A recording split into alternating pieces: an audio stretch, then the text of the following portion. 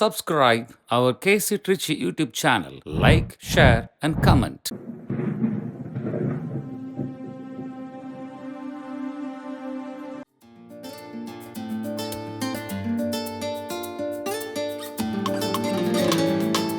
நல்வாழ்வின் தீபங்களாய் இங்கு நாளெல்லாம் ஒளிர வாருங்களே. நம் வாழ்வின் தேவைகளை தினம் நல்லோர்க்கு இயேசு தந்திடுவார். அவரின் இல்லம் தினம் வந்தால் நம் உள்ளங்கள் ஒளியால் நிறைந்திடுமே. அவரின் இல்லம் தினம் வந்தால் நம் உள்ளங்கள் ஒளியால் நிறைந்திடுமே. அன்பு செய்யும் உள்ளங்களே, இறைவனின் அருள் பெறும் இல்லங்களே. அன்பு செய்யும் உள்ளங்களே, இறைவனின் அருள் பெறும் இல்லங்களே. தீபத்தின் ஒளியினில் இணைவோம், திருப்பலி செலுத்திட விரைவோம். தீபத்தின் ஒளியினில் இணைவோம், திருப்பலி செலுத்திட விரைவோம். தந்தை மகன் தூய ஆவியாரின் பெயராலே ஆமென். நம் ஆண்டவராகிய இயேசு கிறிஸ்துவினுடைய அருளும் கடவுளின் அன்பும் தூய ஆவியாரின் நட்புறவும் உங்கள் அனைவரோடும் இருப்பதாக. உம் ஆன்மாவோடும் இருப்பதாக. இறையேசுவில் அன்புக்குரிய மாதா தொலைக்காட்சி நேயர்களே, இந்த திருப்பலியில் பங்கெடுத்து ஜெபிக்கக்கூடிய நம்பிக்கையாளர்களே, இறைவனுடைய பிள்ளைகளே, தவக்காலம் என்பது நமக்கு கொடுக்கப்பட்ட ஒரு அருமையான ஒரு காலம். இது அருளின் காலம், இரக்கத்தின் காலம், கடவுளுடைய மன்னிப்பை கொண்டாடுகிற ஒரு காலம். இந்த காலத்திலே நாம் 2வது வாரத்தில் நாம் இருக்கின்றோம்.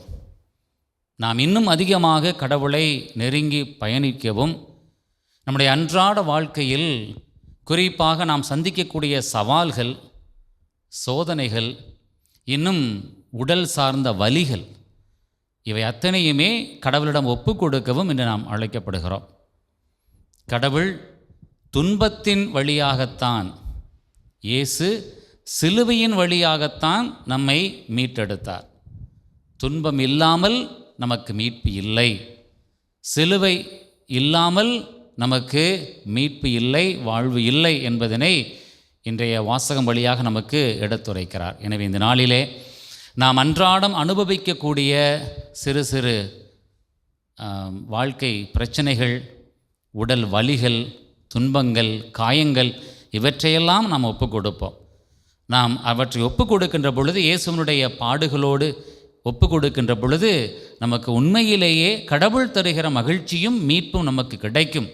இந்த நம்பிக்கையோடு நாம் இந்த திருப்பலியில் ஒன்றிணைந்து ஜெபிப்போம். நம்ம இன்னும் முழுமையாக ஒப்பு கொடுப்போம். இந்த பலியில், இந்த கல்வாரி பலியில் நமக்கு இன்னும் அதிகமான ஆசீர்வாதம் கிடைக்க நாம் ஒன்றிணைந்து ஜெபிப்போம். இந்த திருப்பலியை தகுதியான முறையில் ஒப்பு கொடுக்க தடையாக இருக்கக்கூடிய குற்றங்கள், குறைகள், பாவங்கள் இவற்றை ஏற்றுக்கொண்டு இறைவனிடத்திலே மன்னிப்பு கேட்போம், மனம் வருந்துவோம். எல்லாம் வல்ல இறைவனிடமும் சகோதர சகோதரிகளே, உங்களிடமும் நான் பாவியனை ஏற்றுக்கொள்கின்றேன். ஏனெனில் என் சிந்தனையாலும் சொல்லாலும் செயலாலும் கடமையில் தவறியதாலும் பாவங்கள் பல செய்தேன். என் பாவமே, என் பாவமே, என் பெரும் பாவமே. ஆகையால் எப்பொழுதும் கன்னியான புனித மரியாவையும் வானதூதர் புனிதர் அனைவரையும், சகோதர சகோதரிகளே உங்களையும் நம் இறைவனாகிய ஆண்டவரிடம் எனக்காக வேண்டிக்கொள்ள மன்றாடுகின்றேன். எல்லாம் வல்ல இறைவன் நம் மீது இரக்கம் வைத்து நம் பாவங்களை எல்லாம் மன்னித்து நம்மை நிலை வாழ்வுக்கு அழைத்து செல்லுவாராக. ஆமென்.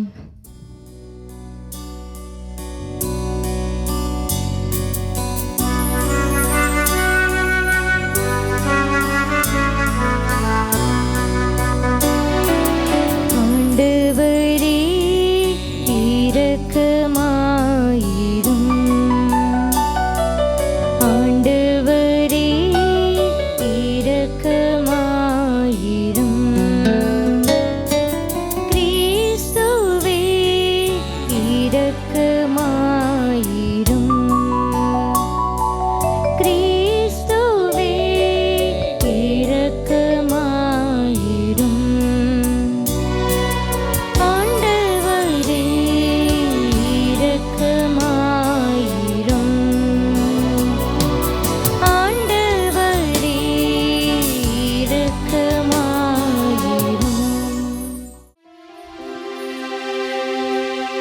மன்றாடுவோமாக. ஆண்டவரே,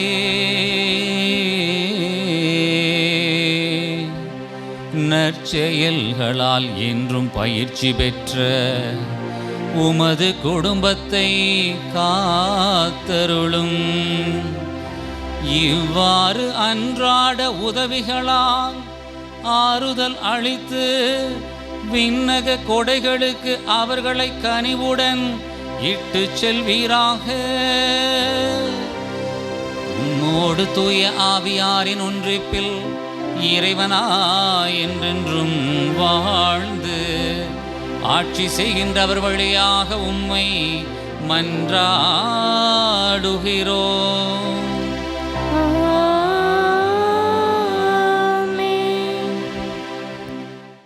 முதல் வாசகம். வாருங்கள், எரேமியா மீது குற்றம் சாட்டுவோம். இறைவாக்கினர் எரேமியா நூலிலிருந்து வாசகம். அதிகாரம் 18, இறை வார்த்தைகள் 18 முதல் 20 வரை. யூதா நாட்டினரும் எருசலேம் வாழ் மக்களும், வாருங்கள், எரேமியாவுக்கு எதிராக சூழ்ச்சி செய்வோம். குருக்களிடமிருந்து சட்டமும், ஞானிகளிடமிருந்து அறிவுரையும், இறைவாக்கினிடமிருந்து இறைவாக்கும் எடுபடாது. எனவே அவர் மீது குற்றம் சாட்டுவோம். அவர் சொல்வதை கேட்க வேண்டாம் என்றனர். ஆண்டவரே, என்னை கவனியும், என் எதிரிகள் சொல்வதை கேளும். நன்மைக்கு கைமாறு தீமையா? என் உயிரை போக்க குழி பறித்திருக்கின்றார்கள். அவர்கள் மேல் உமக்கிருந்த சினத்தை போக்குவதற்காக அவர்களை குறித்து நல்லதை எடுத்து சொல்வதற்கு நான் உம்முன் வந்து நின்றதை நினைவு கூரும். ஆண்டவரின் அருள்வாக்கு. இறைவனுக்கு நன்றி. பதிலுரை பாடல். திருப்பாடல் 31. நாம் பாட வேண்டிய பதிலுரை. ஆண்டவரே, உமது பேரன்பால் என்னை விடுவித்தருளும்.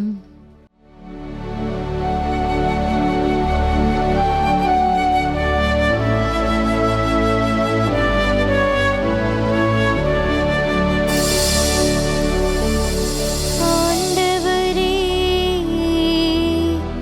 உமது பேரன்பால் என்னை விடுவித்தருளும். ஆண்டவரே, உமது பேரன்பால் என்னை விடுவித்தருளும். அவர்கள் எனக்கென விரித்து வைத்துள்ள வலையிலிருந்து என்னை விடுவித்தருளும். ஏனெனில் நீரே எனக்கு அடைக்கலம். உமது கையில் என் உயிரை ஒப்படைக்கின்றேன். வாக்கு பிறழாத இறைவனாகிய ஆண்டவரே, நீர் என்னை மீட்டருளினே.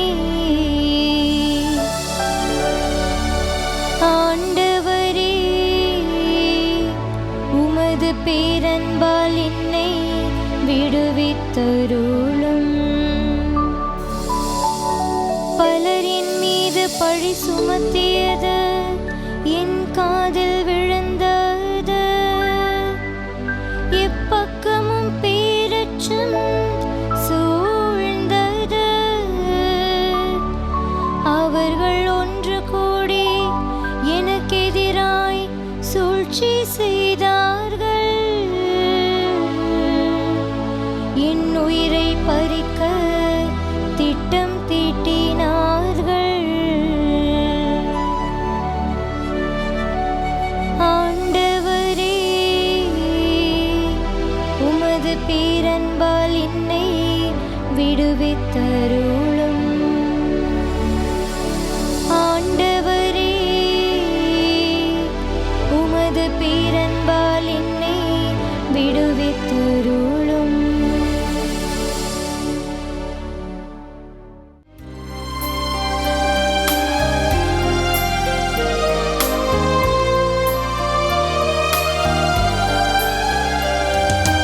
ஆயத்தம் மந்தையை காப்பது போல்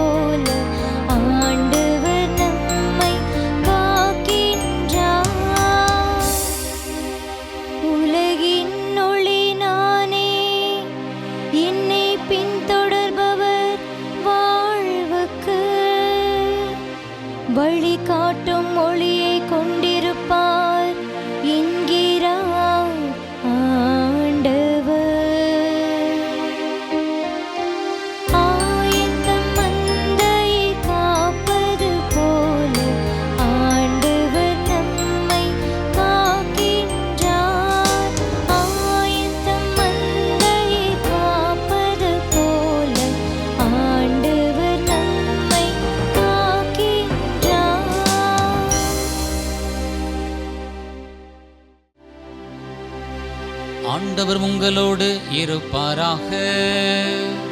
உம் ஆன்மாவோடும் இருப்பாராக. மத்தேயு எழுதிய தூய நற்செய்தியிலிருந்து வாசகம். ஆண்டவரே, மாட்சி உமக்கே.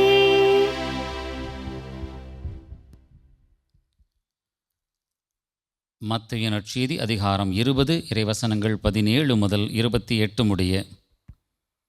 அக்காலத்தில் இயேசு எருசலேமை நோக்கி செல்லும் வழியில் 12 சீடரையும் தனியே அழைத்து, இப்பொழுது நாம் எருசலேமுக்கு செல்லுகிறோம். மானிட மகன் தலைமை குருக்களிடமும் மறைநூல் அறிஞர்களிடமும் ஒப்புவிக்கப்படுவார். அவர்கள் அவருக்கு மரண தண்டனை விதிப்பார்கள். அவர்கள் அவரை ஏளனம் செய்து சாட்டையால் அடித்து சிலுவையில் அறையும்படி பிற இனத்தவரிடம் ஒப்புவிப்பார்கள். ஆனால் அவர் 3ஆம் நாள் உயிருடன் எழுப்பப்படுவார் என்று அவர்களிடம் கூறினார். பின்பு செபதேயுவின் மனைவி தம் மக்களோடு ஒரு வேண்டுகோள் விடுக்குமாறு இயேசுவிடம் வந்து பணிந்து நின்றார். உமக்கு என்ன வேண்டும் என்று இயேசு அவரிடம் கேட்டார்.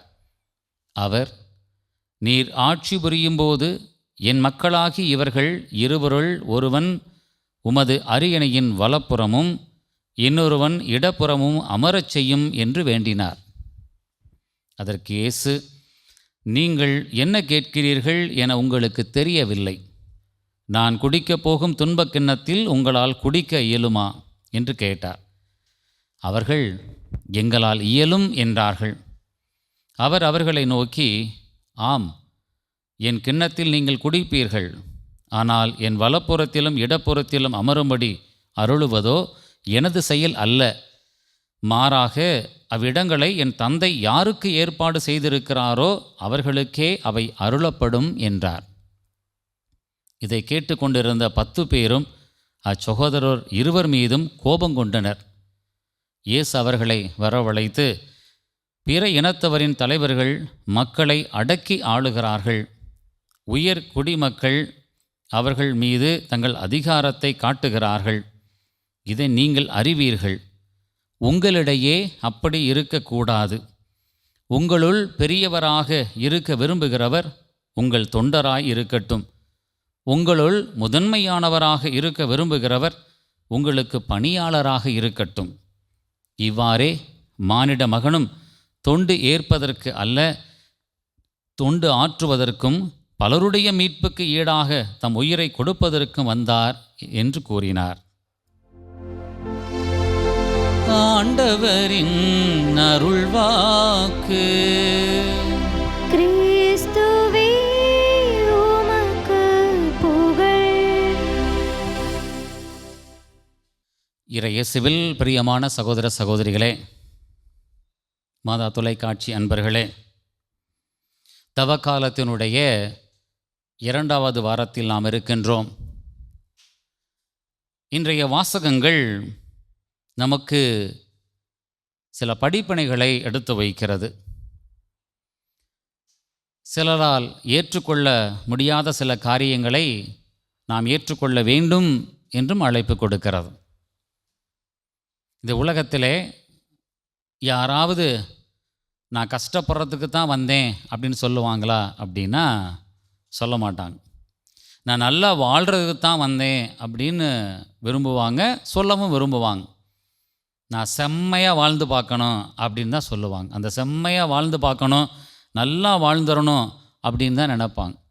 ஏன் அப்படி நினைக்கிறாங்கன்னா, இந்த உலகு கொடுக்கப்படுகிற இந்த குறுகிய காலத்திலே நாம் சில பேர் வாழ்நாட்கள் மிகவும் குறைவு. சில பேருக்கு நாட்கள், சில பேருக்கு மாதங்கள், சில பேருக்கு சில ஆண்டுகள். யாருக்கு எந்த வாழ்நாள் என்பது நம்முடைய கையில் இல்லை, அது கடவுள் குறிக்கிறார். அப்படிப்பட்ட அந்த குறுகிய காலத்திலே நாம் நிறைய வாழ்ந்துவிட வேண்டும் என்று நினைக்கிறோம். அதனால்தான் ஒரு நாளிலே காலையில் எழுந்த நாள் முதல் மாலை வரை ஓடிக்கொண்டே இருக்கிறோம். இன்னும் கொஞ்சம் ஏதாவது சேர்த்து விட மாட்டோமா? இன்னும் கொஞ்சம் நன்றாக வாழ்ந்து விட மாட்டோமா?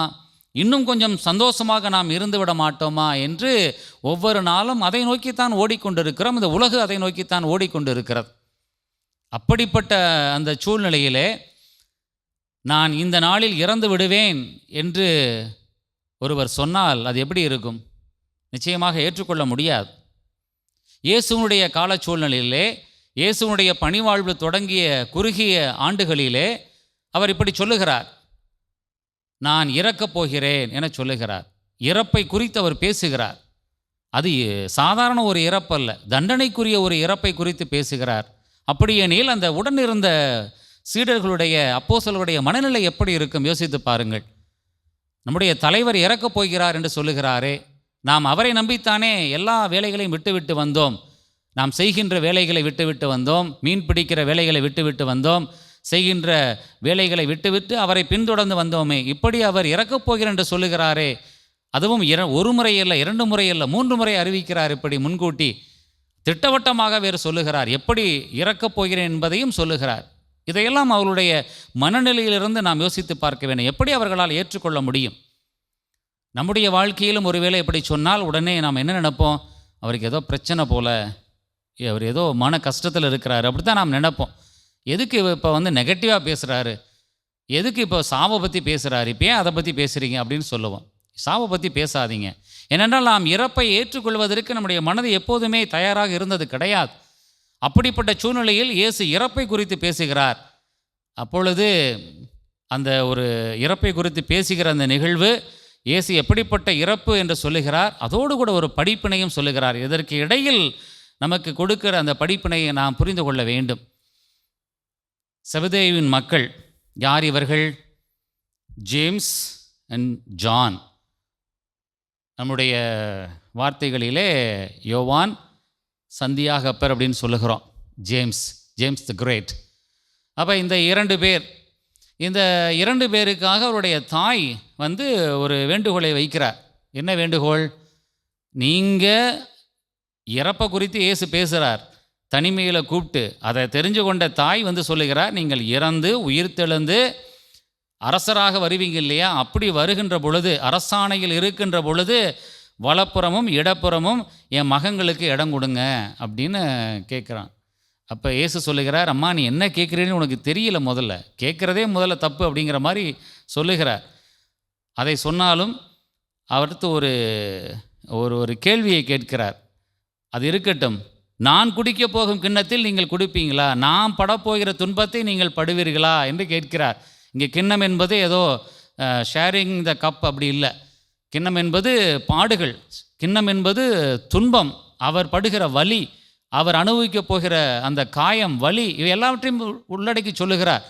நான் குடிக்க போகும் கிண்ணம் என்கின்றது அவ்வளவு அர்த்தம் உள்ளே இருக்கிறது. அந்த கிண்ணத்தின் பின்னால் அந்த துன்பக் கிண்ணம், அந்த துன்பக் கிண்ணத்தை நீங்களும் அனுபவிப்பீர்கள் என்று சொல்லுகின்ற பொழுது அவர்கள் சொல்லுகிறார்கள், ஆம் எங்களால் இயலும் என்று சொல்லுகிறார்கள். இது கடவுளுடைய மகனுக்கு வேண்டுமானால் முன்கூட்டியே தெரிந்திருக்கலாம். ஆனால் அவர்கள் எவ்வளவு வலுவாக சொல்லுகிறார்கள், ஆம் எங்களால் இயலும் என்றால் அவருடைய பெயர்களே இடியின் மக்கள் என்று பெயர். சன்ஸ் ஆஃப் தண்டர்ஸ், அப்படி தான் அந்த பெயர் அவங்க 2 பேர்த்துக்குமே. இந்த நம்ம ஊர்களில் சொல்லுவாங்க இல்லையா, எதுக்கெடுத்தாலும் அப்படியே வீரமாக பேசக்கூடியவங்க, அப்படி ஸ்ட்ராங்காக வீரமாக முன்னால் நெஞ்சு நிமித்தி நிற்கிறவங்க, அது மாதிரி அவங்க 2 பேர். சன்ஸ் ஆஃப் தண்டர்ஸ், இடி முழங்குற மாதிரி அப்படிப்பட்ட வலுவானவர்கள் அவர் 2 பேர். ஏன்னா அவருடைய தொழில் மீனவ தொழில். இவர்களோடு இணைந்து தான் பேதுருவையும் இயேசு அழைக்கிறார். அவர் மீன்பாடு இருக்கிற நேரத்தில் தான் அவர்களை அழைக்கிறார். முதல் அழைப்பிலே அந்த 3 பேரும் வருகிறார்கள். பீட்டர், ஜேம்ஸ், ஜான், இவர்கள் எல்லாமே வரக்கூடிய அந்த விவிலிய நிகழ்வை நாம் பார்க்கிறோம். ஒரு கடின உழைப்பாளிகள், அதே நேரத்தில் வலுவாக பேசக்கூடியவர்கள், சன்ஸ் ஆஃப் தண்டர்ஸ் என்று சொல்லக்கூடியவர்கள் 2 பேருமே. அவங்க கேட்பதிலே அவர்களுடைய உழைப்பு இருக்கிறது, இயேசுவின் பின்னால் வருகிற அந்த நிலை இருக்கிறது. இயேசுனுடைய வாழ்க்கையை பார்த்திருக்கிறார்கள். இயேசு அப்பொழுது தான் நான் இறக்கப் போகிறேன் என்று சொல்லுகிறார். கிண்ணத்தில் குடிக்க முடியுமா என்று கேட்கின்ற பொழுது இயலும் என்று பதில் கூறுகிறார்கள். அன்புக்குரியவர்களே, இயேசு அங்கே சொல்லுகிறார், ஆம் என் கிண்ணத்தில் நீங்கள் குடிப்பீர்கள். கடவுளுடைய மகன் எவ்வளவு முன்கூட்டியே ஒரு விஷயத்தை சொல்லுகிறார் என்று பாருங்கள்.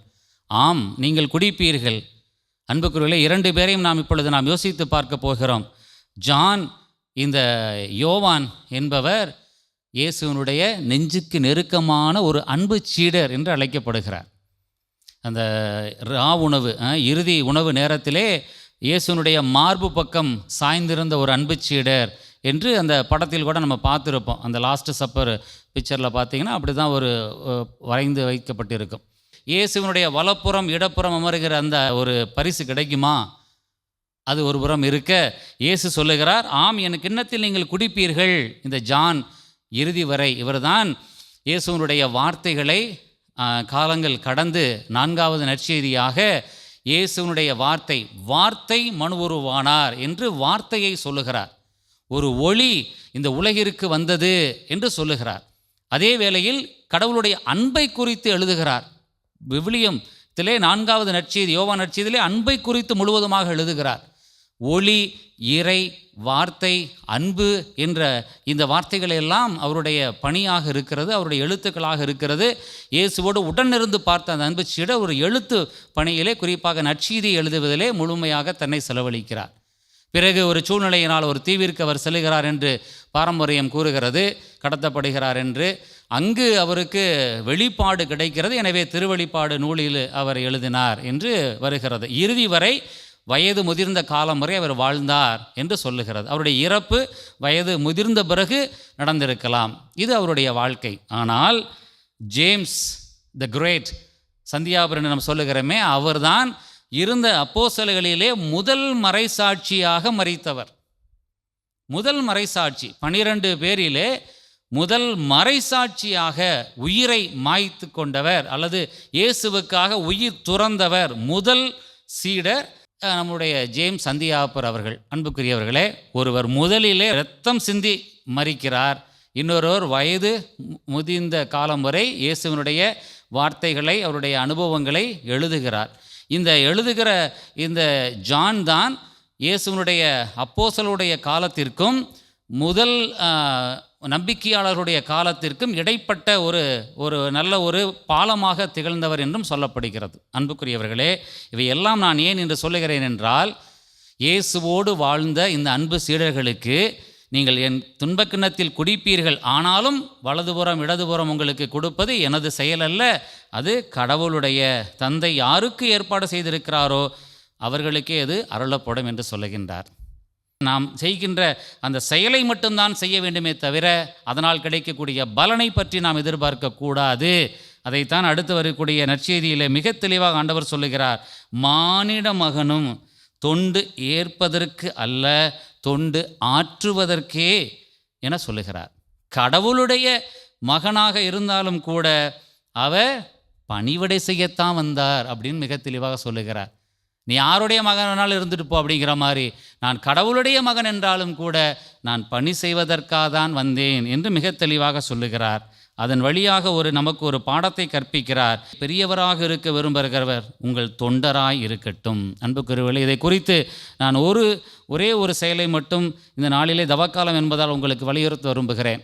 நம்முடைய கண்கள், காதுகள், நம்முடைய நாசி துவாரம், வாய் எல்லாம் இருக்கிறது. நாம் நினச்சாலும் நினைக்காட்டியும் இந்த காது கேட்காமல் இருக்காது, அது எப்பவும் கேட்டுக்கிட்டே இருக்கும். அடைச்சி வைக்கலாம் நினைக்கலாம், ஆனாலும் அது கேட்டுக்கொண்டே இருக்கும், அது ஓப்பன். அதே போல் நாசி துவாரம் அடைச்சி வைக்க முடியாது, அது நுகர்ந்து கொண்டே தான் இருக்கும். கண்கள் ஆனால் வேண்டுமென்றால் நாம் மூடிக்கொள்ளலாம். இது ஒரு விண்டோ ஆஃப் த சோல் என்று சொல்லுகிறார்கள். நாம் எதை பார்க்க வேண்டும், எதை நாம் பார்த்து அறிந்து கொள்ள வேண்டும், எதை பற்றி நாம் மூளைக்கு எடுத்துக்கொள்ள வேண்டும், எதை நாம் விட்டுவிட வேண்டும் என்று நமக்கு கடவுள் கொடுத்திருக்கக்கூடிய ஒரு மிகப்பெரியமான அற்புதமான ஒரு உடல் உறுப்பு தான் கண்கள். நாம் வேண்டுமென்றால் அதை நாம் மூடிக்கொள்ளலாம். ஆனாலும் இந்த வாய் இருக்கிறதல்லவா, உணவு உண்பதற்கான ஒரு காரியத்தை செய்கிறது, இன்னொன்று பேசுகிறது. இதை இரண்டையுமே இந்த தவக்காலத்தில் பாதியாக குறைத்து கொண்டால் அதனால் பல பேருக்கு நன்மை இருக்கிறது. நாம் இந்த உடலை எப்பொழுதும் அரை உணவு உண்டோம் என்றால் இந்த உடலை காத்து கொள்ளுகிறோம். அதை போல அரை பேச்சு பேசினோம் என்றால், மௌனம் என்கின்ற அந்த மொழியை நாம் கற்றுக்கொண்டால் அது நமக்கும் பலனளிக்கும், பிறருக்கும் பலனளிக்கும். இந்த தவக்காலத்திலே தொண்டு செய்வது என்பது உடலால் மட்டும் அல்ல, வார்த்தைகளாலும் தான். வார்த்தைகளாலும் நாம் தொண்டு செய்யலாம், வார்த்தைகளாலும் நாம் ஒருவருக்கு உதவி செய்யலாம். பிறரது மனதை காயப்படாது பார்த்து கொள்ள வேண்டும். பிறரை நாம் குற்றப்பழி சுமத்தாது பார்த்து கொள்ள வேண்டும். நம்முடைய பேச்சினை குறைப்பதன் மூலமாக, மௌனம் என்கின்ற அந்த மொழியின் மூலமாக அடுத்தவருக்கு நாம் தொண்டு செய்ய முடியும். அடுத்தவருடைய மனதை நாம் காயப்படுத்தாமல் நம்மளால் இருக்க முடியும். அன்புக்குரியவர்களே, இந்த வாயை கட்டுப்படுத்த வேண்டும் என்கின்ற ஒரு நல்லதொரு செயலை இந்த தவக்காலத்தில் செய்கின்ற பொழுது சொற்களாலும் கூட நாம் பிறருக்கு தொண்டு செய்ய முடியும் என்கின்ற ஒரு அற்புதமான அந்த ஒரு காரியத்தை நாம் எடுத்து செய்வோம். தவக்காலத்திலே அதை ஒரு நற்செயலாக நாம் எடுத்து செய்வோம். கடவுள் நமக்கு இன்னும் அதிகமான ஆசீர்வாதங்களை கொடுப்பார். கடவுள் நமக்காக சிலுவையிலே துன்பப்பட்டார். சிலுவையின் வழிதான் மீட்பு என சொன்னார். எனவே நாம் அன்றாடம் அனுபவிக்கக்கூடிய துன்பங்களோ, கஷ்டங்களோ, துயரங்களோ, சிறு சிறு வேதனைகளோ, காயங்களோ, நம்முடைய அனுபவிக்கக்கூடிய எல்லாமே கடவுளுடைய அந்த துன்பத்திற்கு ஈடு இல்லை. எனவே இவை அத்தனையும் கடவுள் நம்மை பக்குவப்படுத்துகிறார் என்ற உணர்வோடு நாம் ஏற்றுக்கொண்டு பிறருக்கும் கடவுளுக்கும் தொண்டு செய்யக்கூடிய இயல்பான எளிமையான மக்களாக வாழ இந்த திருப்பலியில் தொடர்ந்து மன்றாடுவோம். இறைவன் நம் ஒவ்வொருவரையும் இன்னும் நிறைவாக ஆசீர்வதித்து இந்த தவக்காலத்திலே கடவுளுடைய அருளையும் இரக்கத்தையும் பெறுகிற மக்களாக நம்மை வழிநடத்தி செல்லுவாராக. ஆமேன். அன்புக்குரியவர்களே, இந்த நாள் நமக்கு கடவுள் ஆசீர்வாதமாக கொடுத்த நாளாக இருக்கிறது. அதே வேளையில் பிள்ளை என்ற முறையிலே நாம் உரிமையோடு ஆண்டவரிடத்திலே கேட்கக்கூடிய நேரமும் இது. நம்முடைய தேவைகள் நிறைய இருக்கின்றன. ஆண்டவரிடத்திலே நாம் உரிமையோடு கேட்கக்கூடிய பல காரியங்கள் இன்று இருக்கிறது. அவற்றில் சில காரியங்களையும் இந்த திருப்பலியில் இணைந்து ஜெபிக்கக்கூடிய உங்களது தேவைகளையும் உங்களது மனதில் இருக்கக்கூடிய வேண்டுதல்களையும் நாம் ஆண்டவரிடத்தில் எடுத்து வைத்து இப்பொழுது ஒன்றாக இணைந்து மன்றாடி ஜெபிப்போம். தாயும் தந்தையுமான இறைவா, இந்த திருச்சபையை வழிநடத்தக்கூடிய திருச்சபையுடைய தலைவர்கள், குறிப்பாக திருத்தந்தை லியோ, ஆயர்கள், குருக்கள், துறவரத்தார் என ஒவ்வொருவருடைய பாதத்தில் ஒப்பு கொடுத்து ஜெபிக்கின்றோம். இவர்களுக்கு வேண்டிய ஞானத்தை கொடுத்து இந்த தவக்காலத்திலே கடவுளுடைய உம்முடைய ஆசீர்வாதத்தை மக்களுக்கு எடுத்து செல்லுகிற, அவற்றை பிரதிபலிக்கிற மனங்களாக, கரங்களாக இவர்களுக்கு இன்னும் அதிகமான ஆசீர்வாதத்தை தந்து வழிநடத்த வேண்டுமாய் ஆண்டவரே உம்மை மன்றாடுகின்றோம்.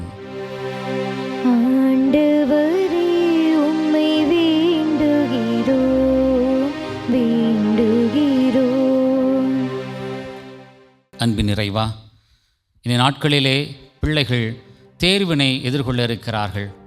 10ஆம் வகுப்பு மற்றும் 12ஆம் வகுப்பு தேர்வினை எதிர்கொள்ளக்கூடிய பிள்ளைகள் ஒவ்வொருவரையும் பாதத்தில் ஒப்புக் கொடுத்து ஜெபிக்கின்றோம். இந்த பிள்ளைகள் ஆண்டு முழுவதுமாக தம்மை தயாரித்திருக்கிறார்கள்.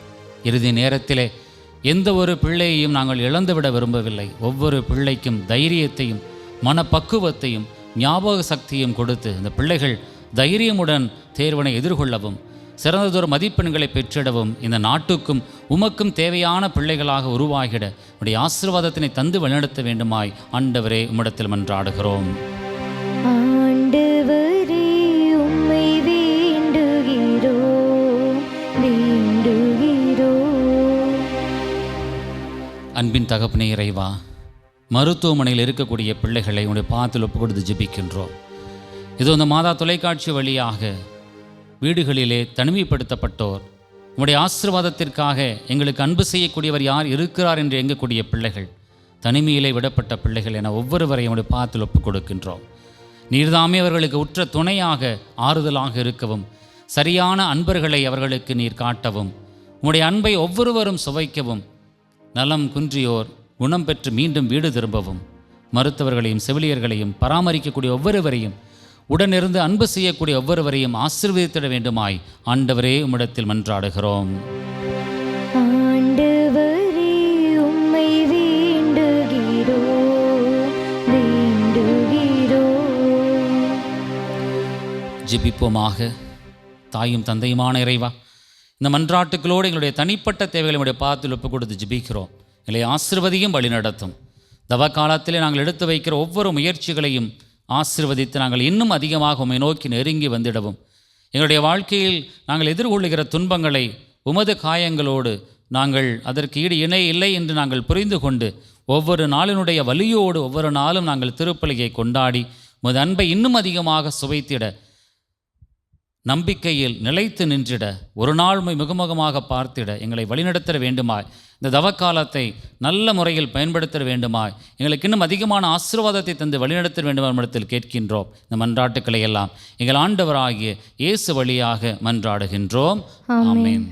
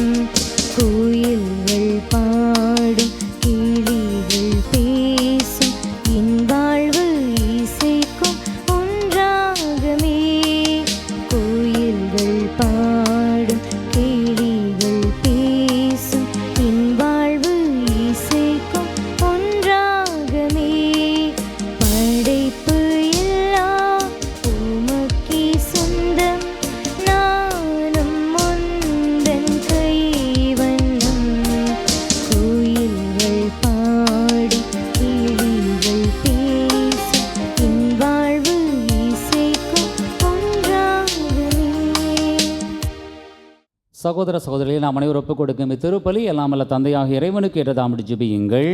ஆண்டவர் தமது பெயரின் புகழ்ச்சிக்காகவும் மாட்சிக்காகவும் நமது நன்மைக்காகவும் புனித திரு அவை அனைத்தின் நலனுக்காகவும் உமது கையிலிருந்து இப்பலியை ஏற்றுக்கொள்வாராக. ஆண்டவரே, நாங்கள் உமக்கு ஒப்புக் கொடுக்கும் இப்பலி பொருட்களை கனிவுடன் கண்ணோக்கி அருளும். இப்புனித பரிமாற்றத்தால் எங்களை பாவ தளைகளிலிருந்து விடுவிப்பீராக. எங்கள் ஆண்டவராகிய கிறிஸ்து வழியாக உம்மை மன்றாடுகிறோம்.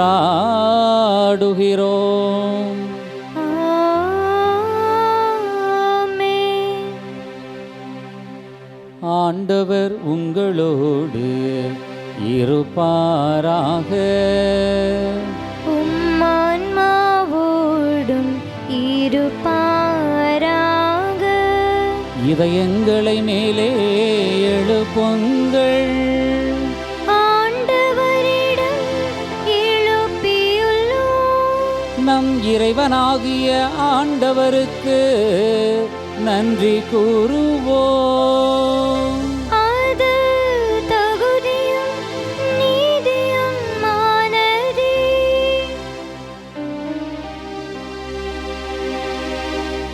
ஆண்டவரே,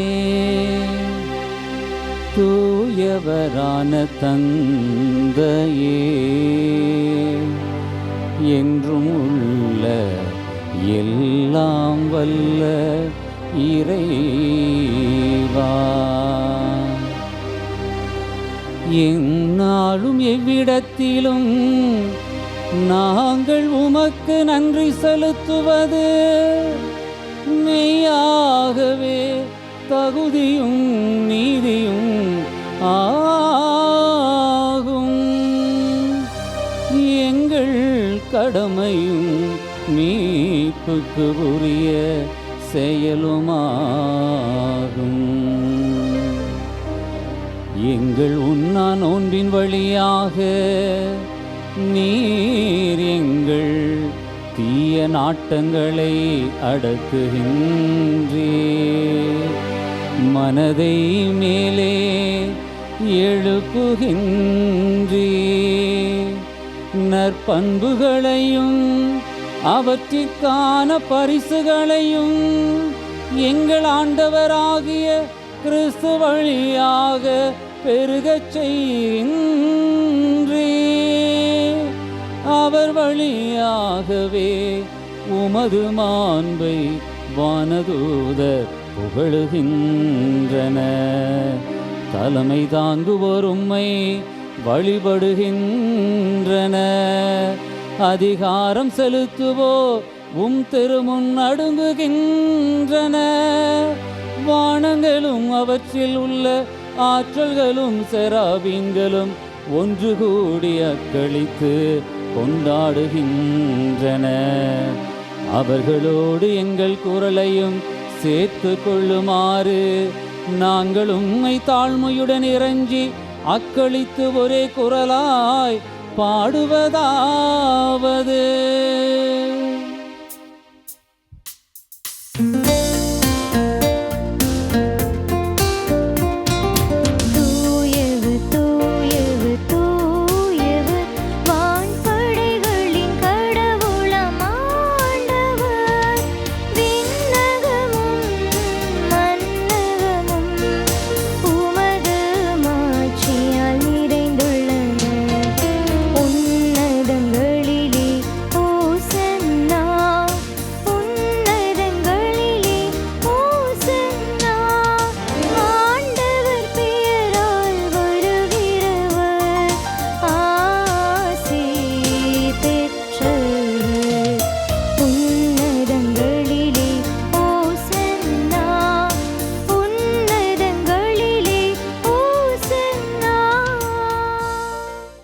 ஆண்டவரே, நீர் மெய்யாகவே தூயவர், தூய்மை அனைத்திற்கும் ஊற்று.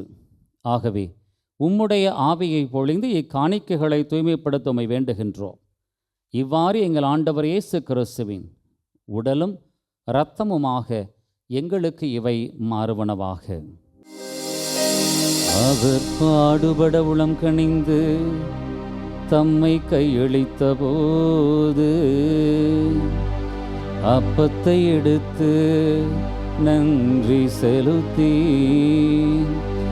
அதை பெற்று தம் சீடர்களுக்கு அளித்து கூறியதாவது,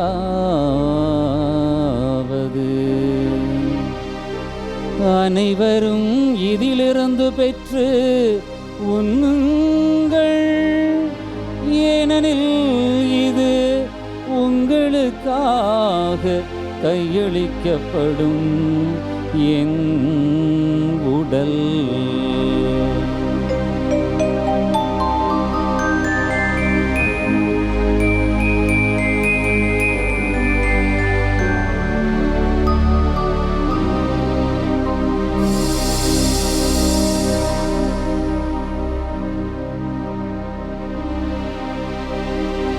அவ்வண்ணமே இரவு விருந்தை அருந்திய பின் கிண்ணத்தையும் எடுத்து மீண்டும் உமக்கு நன்றி கூறி தம் சீடர்களுக்கு அளித்து அவர் கூறியதாவது, அனைவரும் இதிலிருந்து பெற்று பருகுங்கள், ஏனெனில் இது புதிய நிலையான உடன்படிக்கைக்கு உரிய என் இரத்தத்தின் கிண்ணம். இது பாவ மன்னிப்புக்கென்று உங்களுக்காகவும் பலருக்காகவும் சிந்தப்படும். இதை என் நினைவாக செய்யுங்கள்.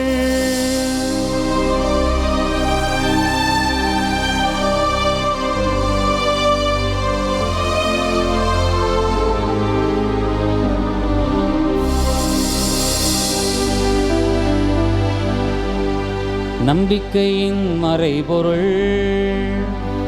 ஆண்டவரே, நீர் வருமளவும் உமது இறப்பினை அறிக்கையிடுகின்றோ, உமது உயிர்ப்பினையும் எடுத்துரைக்கின்றோ. ஆகவே ஆண்டவரே, நாங்கள் கிறிஸ்துவின் இறப்பினையும் உயிர்ப்பினை நினைவு கூர்ந்து வாழ்வு தரும் அப்பத்தையும் மீட்பளிக்கும் கிண்ணத்தையும் உமக்கு ஒப்புக் கொடுக்கின்றோம். உம் திருமணின்று உமக்கு ஊழியம் புரிய தகுந்தவர்கள் என எங்களை ஏற்றுக்கொண்டீர். எனவே உமக்கு நன்றி செலுத்துகின்றோம். மேலும் கிறிஸ்துவின் உடலிலும் இரத்தத்திலும் பங்கு கொள்ளும் எங்களை தூய ஆவியார் ஒன்று சேர்க்க வேண்டுமென உம்மை தாழ்மையுடன் மன்றாடுகின்றோம். ஆண்டவரே, உலகெங்கும் பரவியிருக்கும் அது திரு அவை நினைவு கூர்ந்திரளும். எங்கள் திரு தந்தை லியோ, எங்கள் ஆயர் ஆரோக்கியராஜ், எல்லா திருநிலையினர் ஆகிய அனைவரோடும் அது திரு அவை அன்பில் நிறைவு பெறச் செய்திரளும். மேலும் உயிர்த்தலும் எதிர்நோக்குடன் துயில் கொள்ளும் எங்கள் சகோதரர் சகோதரிகளையும் இறந்தோர் அனைவரையும் இரக்கத்துடன் நினைவு கூர்ந்தும் அது திருமுக ஒளியினுள் ஏற்றிரளும். எங்கள் அனைவரும் மீதும் இரக்கமாயிரும். கடவுளின் கன்னித்தாயான புனித மரியா, அவருடைய கணவரான புனித யோசேப்பு, புனித திருத்தூதர்கள், இவ்வுலகில் முக்குவந்தவராய் இருந்தோர் ஆகிய புனிதர் அனைவருடனும் நாங்கள் நிலை வாழ்வில் பங்கு கொள்ளும் தகுதி பெற்று உம் திருமகன் இயேசு கிறிஸ்து வழியாக உம்மை புகழ்ந்தேத்து மரமருள மன்றாடுகிறோம். இவர் வழியாக இவரோடு இவரில் எல்லாம் வல்ல இறைவனாகிய தந்தையே, தூய ஆவியாரின் ஒன்றிப்பில் எல்லா புகழும் ஆட்சியும் என்றென்றும் உமக்கு உரியதே. ஆமென், ஆமென், ஆமென். கடவுளை தந்தையின் அழைக்க இயேசு நமக்கு கற்றுக் கொடுத்தார். எனவே நாம் துணிவுடன் பாடுவோம். விண்ணுலகில் இருக்கின்ற எங்கள் தந்தையே, உமது பெயர் தூயது என போற்ற பெறுக. உமது ஆட்சி வருக.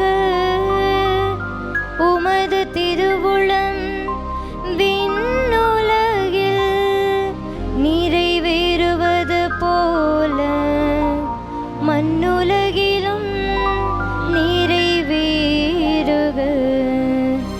எங்கள் அன்றாட உணவை இன்று எங்களுக்கு தாரும்.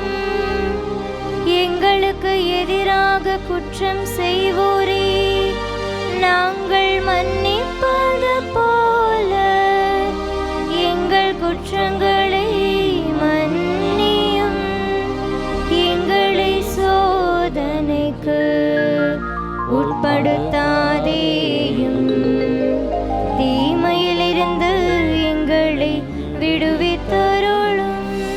ஆண்டவரே, தீமை அனைத்திலும் இருந்து எங்களை விடுவித்து எங்கள் வாழ்நாளில் அமைதியை கனிவுடன் அருள உம்மை மன்றாடுகின்றோம். உமது இரக்கத்தின் உதவியால் நாங்கள் பாவத்தில் இருந்து எப்போதும் விடுதலை பெற்று யாதொரு கலக்கமும் இன்றி நலமாயிருப்போமாக. நாங்கள் எதிர்நோக்கி இருக்கும் பேரின்பத்துக்காகவும் எம் மீட்பராகிய இயேசு கிறிஸ்துவின் வருகைக்காகவும் காத்திருக்கின்றோம். ஏனெனில் ஆட்சியும் வல்லமையும் மாட்சியும் என்றென்றும் உமதே. ஆண்டவரே இயேசு கிறிஸ்துவே, அமைதியை உங்களுக்கு விட்டு செல்லுகின்றேன், என் அமைதியையே உங்களுக்கு அளிக்கின்றேன் எனும் திருத்தூதர்களுக்கு மொழிந்தீரே. எங்கள் பாவங்களை பாராமல் உமது திரு அவையின் நம்பிக்கையை கண்ணோக்கி உமது திருவுளத்திற்கு ஏற்ப அதற்கு அமைதியையும் ஒற்றுமையும் அளித்து அருள்வீராக. என்றென்றும் வாழ்ந்து ஆட்சி செய்கின்றவர் நீரே.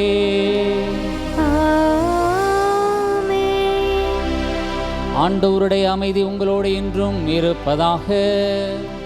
உம்மான்மாவோடும் இருப்பதாக. ஒருவருக்கொருவர் அமைதியை பகிர்ந்து கொள்வோம்.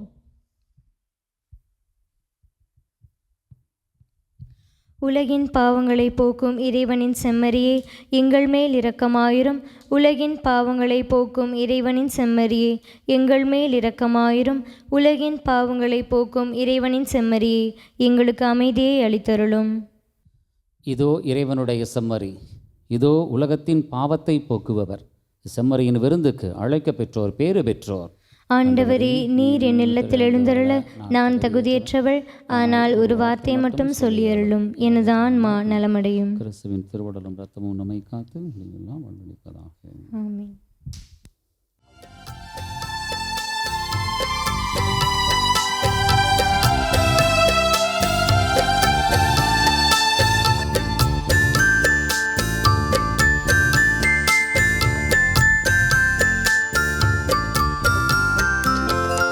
உயிருள்ள விருந்தே,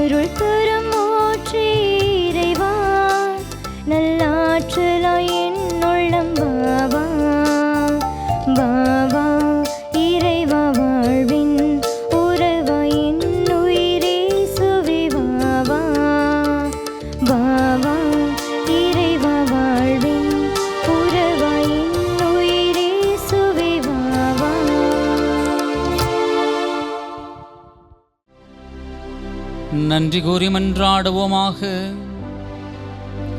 ஆண்டவரே எங்கள் இறைவா, இத்திருவிருந்து எங்களுக்கு நிலை வாழ்வின் அச்சாரமாக இருக்க திருவுளமானீரே.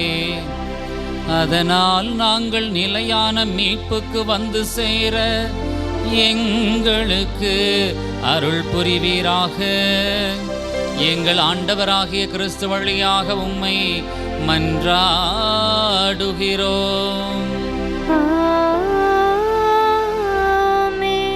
ஆண்டவர் உங்களோடு இருப்பாராக. உம்மான்மாவோடும் இருப்பாராக. எல்லாம் வல்ல இறைவன் தந்தை, மகன், தூயாவி உங்கள் ஒவ்வொருவரையும் நிறைவாக ஆசீர்வதிப்பாராக.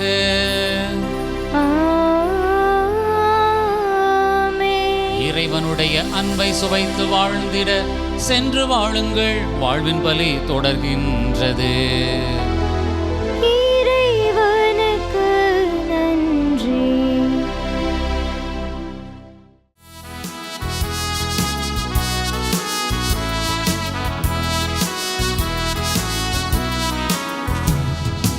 எங்கள் காவலாம் சூசை தந்தையின், எங்கள் காவலாம் சூசை தந்தையின் மங்களங்கள் எங்கும் சொல்லி இங்கு பாடுவோம். மங்களங்கள் எங்கும் சொல்லி இங்கு பாடுவோம். செங்கையதிலே தங்க புஷ்பம் தங்க கோலை ஏந்திடும், செங்கையதிலே தங்க புஷ்பம் தங்க கோலை ஏந்திடும் எங்கள் காவலாம் சூசை தந்தையின் மங்களங்கள் எங்கும் சொல்லி இங்கு பாடுவோம். நிலையான புகழுக்குரிய தூய இறை நற்கருணைக்கு எல்லா காலமும் தொழுகையும் புகழும் போற்றியும் மாட்சிமையும் உண்டாக கடவது. தந்தை, மகன், தூய ஆவியாரின் பெயராலே ஆமென்.